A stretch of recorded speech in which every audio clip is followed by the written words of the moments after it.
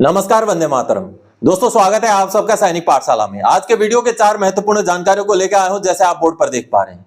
दोस्तों, कोरोना काल में जैसे केंद्र सरकार ने 18 महीने का डीएडीआर का एरियर को रोक के रख दिया था, उसी तरीके से बहुत सारे राज्य सरकारों ने भी अपने कर्मचारियों और पेंशनर्स का पेमेंट और पेंशन को रोका था। तो ऐसे में बाद में जब कोर्ट में केस हुए तो माननीय कोर्ट के आदेशों के बेस पर, माननीय सुप्रीम कोर्ट का भी आदेश है इस पर, सरकारों को, राज्य के सरकारों को ना सिर्फ उस एरियर को भुगतान करना पड़ा बल्कि 6% ब्याज भी भुगतान करना पड़ा। जी हां, आंध्र प्रदेश का ये केस है जिसमें पेमेंट और पेंशन रोका गया था, जिसको बाद में सरकार ने भुगतान तो किया, साथ ही साथ दोस्तों 6% ब्याज भी भुगतान किया। तो क्या इसके बेस पर केंद्र के कर्मचारियों को भी 18 महीने का डीएडीआर का एरियर मिल सकता है? इसके बारे में आगे बात करेंगे। और साथ ही साथ दोस्तों, मिडिल क्लास के लिए सरकार ने घोषणा की 8वां पे कमीशन बिठाएगी। सरकार ने घोषणा की टैक्स में 12 लाख रुपए तक का माफ करेगी। अब ये घोषणाएं अभी तक लागू तो नहीं हुई है, आने वाले समय में लागू हो जाएंगी। लेकिन दोस्तों, घोषणाएं बेशक लागू ना हो, घोषणा करते ही सरकार को मिडिल क्लास का पूरा साथ मिल गया। आपने देखा होगा, दिल्ली जो इलेक्शन हुए हैं उसके जो रुझान अभी आ रहे हैं रिजल्ट के, उसी से पता चल जाता है कि मिडिल क्लास का आप ध्यान रखोगे तो मिडिल क्लास भी आपका ध्यान रखेगी।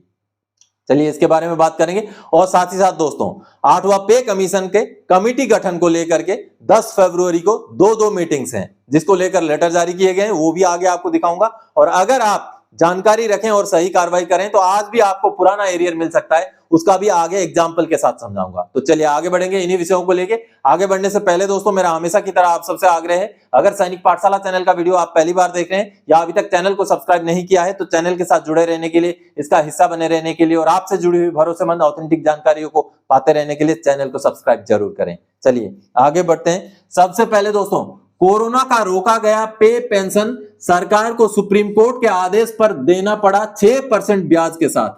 क्या अब 18 महीने का डीए एरियर भी मिलेगा जल्द?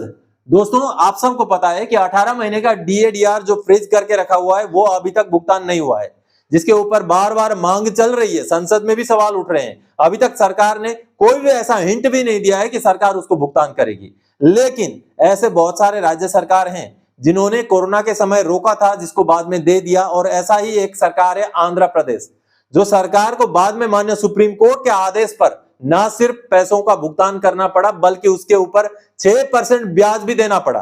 तो क्या जो आंध्र प्रदेश का केस है माननीय सुप्रीम कोर्ट में जो गया था, उसके बेस पर 18 महीने का डीएडीआर का एरियर भी मिल सकता है? क्या दोनों जो मसले हैं वो एक जैसे हैं? चलिए उसके लिए आपको आदेश देखना पड़ेगा, जो माननीय सुप्रीम कोर्ट का आदेश है और जो केंद्र सरकार ने डीए फ्रीज करते टाइम निकाला आदेश था, वो दोनों को देखते हैं।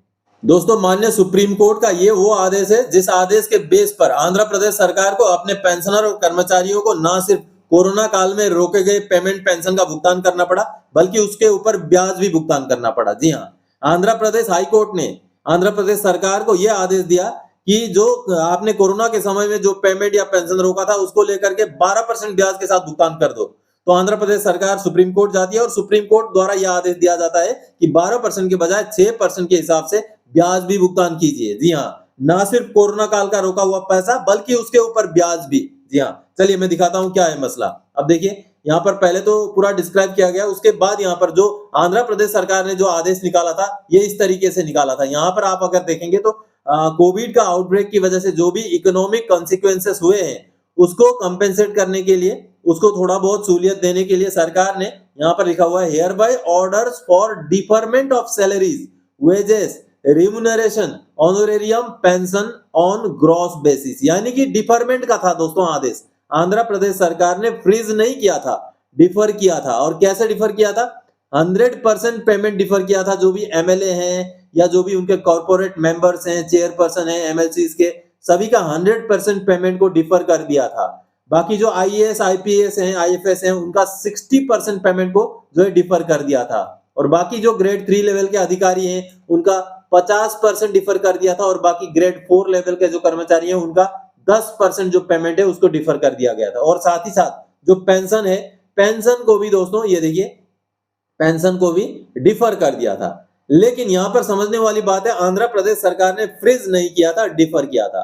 अब इस डिफरमेंट के बाद में जब इसका हो हल्ला हुआ, विरोध हुआ, तो तुरंत ही जो स्वास्थ्य कर्मचारी थे या जो पुलिस वाले थे उनका तो तुरंत ही शुरू कर दिया गया।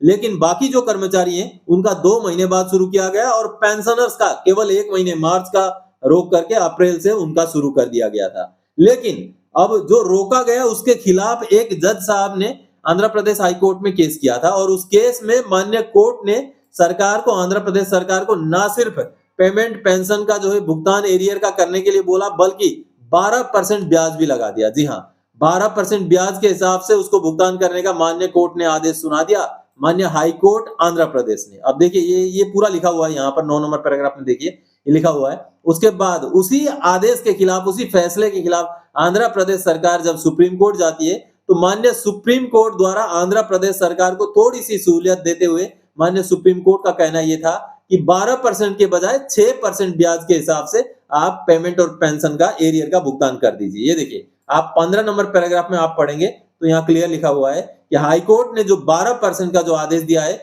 उसको हम 12% के बजाय ये देखिए 6% कर देते हैं।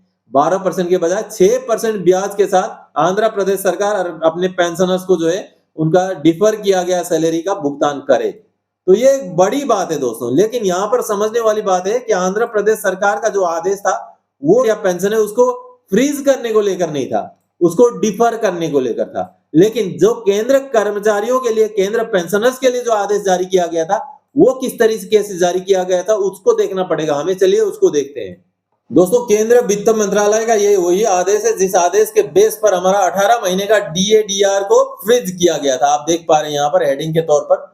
और इस आदेश में पहले तो सब कुछ लिखा गया कि किस तरीके से इकोनॉमिक कंडीशन को जो है सुधारने के लिए फैसला लिया गया है। और इसमें सबसे महत्वपूर्ण बात जो है, आप अगर देखेंगे तो ये 2 नंबर पैराग्राफ का लास्ट वाला जो सेंटेंस है इसमें क्या लिखा हुआ है आप ध्यान से देखिए। इसमें साफ साफ लिखा हुआ है no arrears for the period from 1 January 2020 to till 30 June 2021 shall be paid. यानी कि जब फ्रीज किया गया था तभी उस आदेश में क्लियर लिख दिया गया था कि इसका भुगतान नहीं किया जाएगा, कोई एरियर का भुगतान नहीं किया जाएगा। तो आप सबने देखा दोस्तों, 18 महीने का DADR का मुद्दा और आंध्र प्रदेश सरकार ने जो पेमेंट पेंशन को रोका था वो मुद्दा अलग अलग है। वो केवल डिफर किया गया था, लेकिन इसमें फ्रीज किया गया और वो भी एरियर नहीं मिलेगा, ये लाइन जोड़ करके आदेश निकाला गया था। हालांकि इसके बाद भी केंद्र कर्मचारी और पेंशनर्स की मांग जारी है और संसद में भी इसके ऊपर सवाल जारी हैं। अब सरकार चाहे तो हो सकता है कोई किसी समय पर कोई ऐसे सिचुएशन में आके दे भी दे, लेकिन चांसेस बहुत कम है दोस्तों। 18 महीने के DADR का एरियर मिलने के चांसेस बहुत कम है। चलिए आगे बढ़ते हैं अगली जानकारी की ओर। पुराना एरियर आया खाते में 24,051, अब भी जागे तो मिल सकता है पुराना बकाया। जी हाँ दोस्तों, मैं बात कर रहा हूं 568 सर्कुलर का एरियर का। 2006 से पुराने अगर आप पेंशनर हैं, आपको छठे पे कमीशन का अगर रिवीजन 568 सर्कुलर का टेबल से, जो टेबल में रेट है उससे कम में मिला है, तो आपको आज भी उसका बकाया मिल सकता है। ऐसा ही एक एग्जांपल आपको देता हूं, ये जो आप स्क्रीनशॉट देख पा रहे हैं जिसमें पेंशनर के खाते में पैसे क्रेडिट हुए हैं 24,051 रुपए, और ये पैसे कब क्रेडिट हुए हैं? 30 जनवरी 2025 को। तो दोस्तों इसके ऊपर जो पेंशनर के जो बच्चे हैं उन्होंने जो वीडियो मैसेज भेजा है उसको देखिए। मेरी माताजी फैमिली पेंशनर है, उनका सर्कुलर 568 का एरियर बाकी था। उसके बारे में मैंने सर से बात की कि वो कैसे प्राप्त किया जाए। सर ने मुझे बताया, उस हिसाब से मैंने ग्रीवेंस वगैरह भेजी और कार्रवाई की, और अभी जाके उनको सर्कुलर 568 का एरियर मिल चुका है। उसके लिए मैं सैनिक पाठशाला का धन्यवाद देना चाहूँगा। तो आपको भी अगर 568 सर्कुलर का एरियर नहीं मिला है तो आप आज भी अगर कार्रवाई करें तो मिलने के चांसेस हैं दोस्तों। चलिए आगे बढ़ते हैं अगली जानकारी को। 8CPC की कमेटी बनने से पहले 10 फरवरी को 2 मीटिंग्स, आखिर ये तामझाम क्यों हो रहा है? दोस्तों 8वां पे कमीशन अभी गठित नहीं हुआ है, ना कमेटी गठित हुई है, लेकिन कमेटी के बनने से पहले ही कई सारे मीटिंग्स होने लग गए हैं। लेटर्स जारी हो रहे हैं कि TOR यानी कि टर्म्स ऑफ रेफरेंस तय करने के लिए आप सुझाव भेजें, जबकि ये टर्म्स ऑफ रेफरेंसेस जो है जल्दी से तय करके सरकार को कमेटी बना देना चाहिए। बाकी जो मीटिंग्स होने हैं, जो पॉइंट्स आने हैं, वो कमेटी के सामने आएंगी। सरकार के सामने आने का क्या मतलब है? कमेटी जब बैठेगी, कमेटी अपने पॉइंट्स लेगी, पूरा अपना रिकमेंडेशन बना करके जब सरकार को सौंपेगी, तब जब उसको जब लागू करने की बारी आएगी तब करे सरकार मीटिंग। अभी तो कमेटी बनाने से पहले ही मीटिंग्स हो रहे हैं। ये तामझाम क्यों हो रहा है पता नहीं, लेकिन फिर भी दोस्तों 10 फरवरी को 2 बड़ी मीटिंग्स होने वाली हैं। जिस मीटिंग्स को लेकर के लेटर जारी हुआ है उस लेटर को देखते हैं।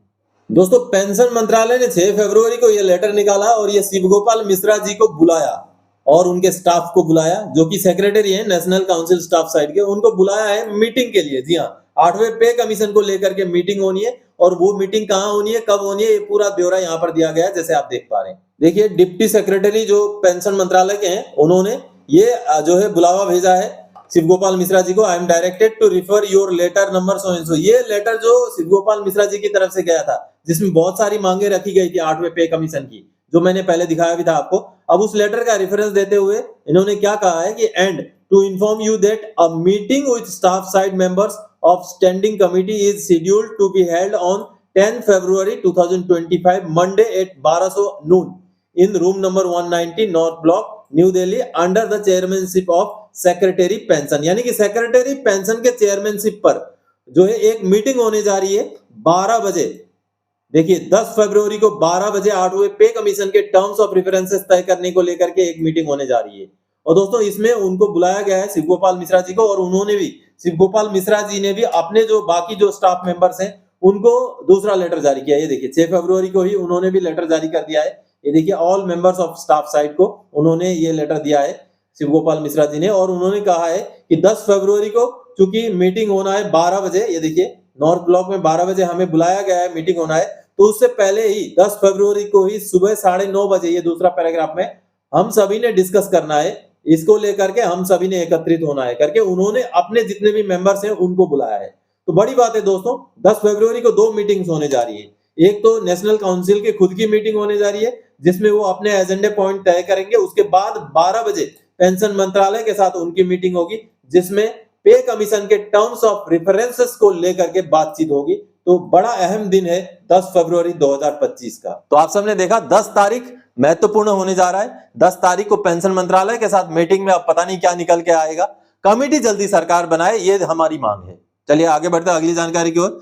सरकार ने 8 CPC दिया ही नहीं, टैक्स में छूट लागू ही नहीं हुआ है, पर मिडिल क्लास ने सरकार का दामन थाम लिया है। जी हां दोस्तों, दिल्ली के चुनाव के नतीजों के रुझान आप देख रहे हैं, जिन रुझानों में सरकार को भारी बहुमत मिलने के चांसेस दिखाई दे रहे हैं। इसका मतलब यह होता है, जिस उद्देश्य के साथ सरकार ने टैक्स में छूट को डिक्लेयर कर दिया, जिस उद्देश्य के साथ 8वें पे कमीशन को सही समय पर डिक्लेयर किया गया, यह उद्देश्य कहीं ना कहीं सफल होता हुआ दिख रहा है। और माननीय प्रधानमंत्री जी ने भी कुछ दिनों पहले ही कहा था कि मिडिल क्लास का ध्यान रखने वाली सरकार। इसका मतलब है, आपने अगर टैक्स में छूट दिया, आपने अगर 8वें पे कमीशन का डिक्लेरेशन कर दिया, तो मिडिल क्लास ने भी आपका दामन थाम लिया। अब 8वें पे कमीशन में उस मिडिल क्लास को निराश मत कीजिएगा। 8वें पे कमीशन में जो भी अभी पिछले 10 सालों में आपने DADR की बढ़ोतरी को रोक के रखा, उसको भी मद्देनजर रखते हुए 8वें पे कमीशन का फिटमेंट फैक्टर अच्छा देते हुए मिडिल क्लास का ध्यान रखिए। मिडिल क्लास भी आपका जरूर ध्यान रखेगा। तो दोस्तों, आज के इस वीडियो में इन्हीं जानकारियों के साथ आया था। आगे और कोई जानकारीदायक आपसे सरोकार रखने वाला विषय लेकर मैं फिर से हाजिर हो जाऊंगा। तब तक के लिए जय हिंद दोस्तों।